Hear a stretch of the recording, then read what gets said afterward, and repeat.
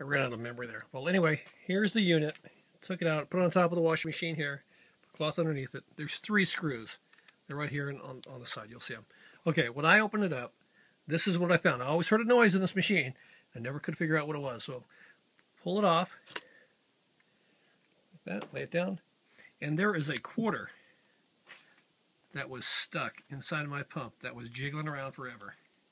A quarter! How does one get a quarter in here? I don't know. I don't know. But anyway, there was a quarter in there. Okay. Got that out. And this is it. So, and I think that was my problem. All right. I hope that helps you.